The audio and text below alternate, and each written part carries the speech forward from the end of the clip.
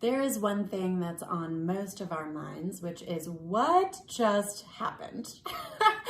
And I imagine you're feeling a breath of emotions. I imagine some of you are feeling exhausted. Some of you are feeling burnt out.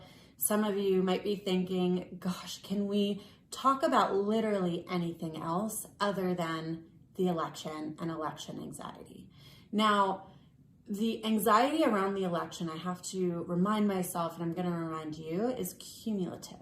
This has been something that's been on the back burner for so long. It's combining with a lot of the stressors that we're thinking and feeling about COVID more broadly, about work stress, about the uncertainty and doubt coming in the future.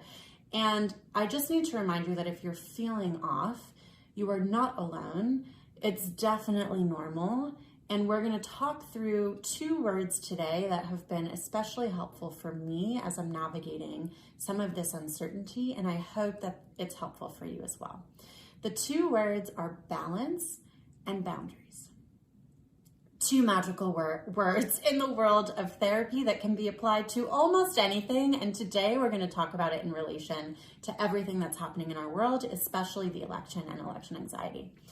So when I talk about balance in this case, I think there is a real case and a real need to take comfort, take stock, take care of yourself, ensure that your tank is at least a foundation, because in order to do anything, in order to show up for work, for your relationships, for yourself, you have to put your oxygen mask on first.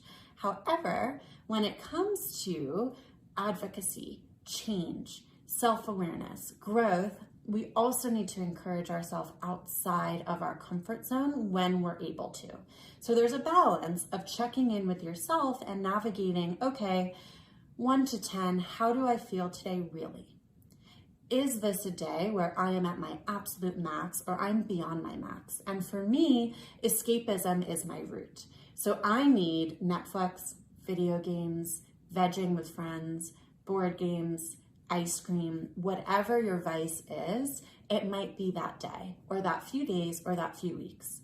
If you're feeling a little bit angsty, a little bit like, wow, I have a ton of energy, it would mean so much to me to be able to drive that toward change.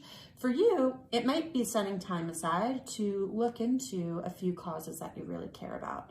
Identifying and being honest with yourself, what resources do you have to give? It might be financial, it might not, where maybe you want to donate somewhere. It might be time. Maybe COVID has opened up a bit extra time and maybe you want to volunteer somewhere. It might be a unique skill set, mentoring or advising. Maybe you are an exceptional graphic designer and you want to give some pro bono design to a cause you really care about. It might be having a large network or a small network and sharing causes or education or awareness items that you really care about with the people in your inner and outer circles.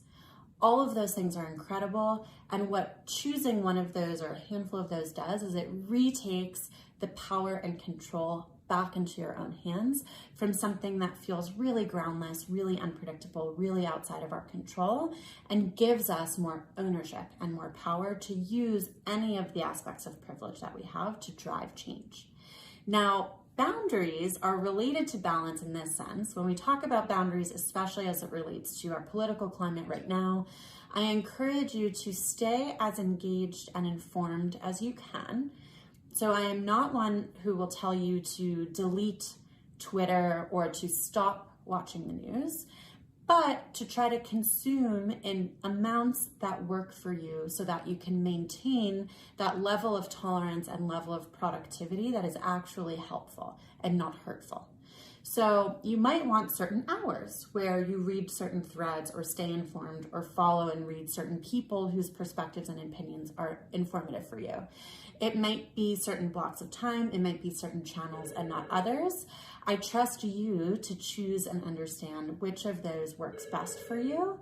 And then it's also, coming back to balance, having select windows of time where you can unplug, recharge, be off. Because we were not designed to be consuming as much information as is available at our fingertips at all times. So when we think about this, when we think about balance and boundaries, where are you today on your spectrum of level of stress, level of energy or exhaustion, level of distress tolerance or being outside of what you're able to tolerate right now?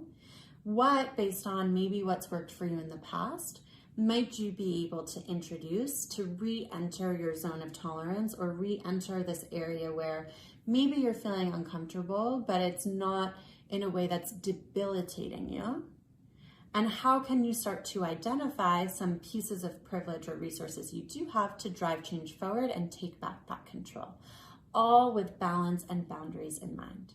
So keep in mind, this is not a strictly linear journey. You're not necessarily going to do this once now and never again. You may experience, or you're likely to experience, some ebbs and flows along the way. But if you continue to apply some of this awareness and mindfulness, you will trend upward, even if you have some dips. So have some patience with yourself and some grace with yourself along those dips. And you can always enlist the support of a therapist, a coach, a group of loved ones to hold yourself accountable and to receive more of the soundboarding and awareness building and support every step of the way. So I hope that this was helpful for you. Feel free to tag or share with a friend, colleague, or loved one who you think could benefit from this small talk today. And as always, stay tuned in the question bubbles in our stories so we can continue to answer anything and everything that's top of mind for you that you would love answered by a mental health expert. We still look forward to seeing you soon, and I hope that you have at least a moderately more grounded and fulfilling and connected day. We'll see you soon. Bye.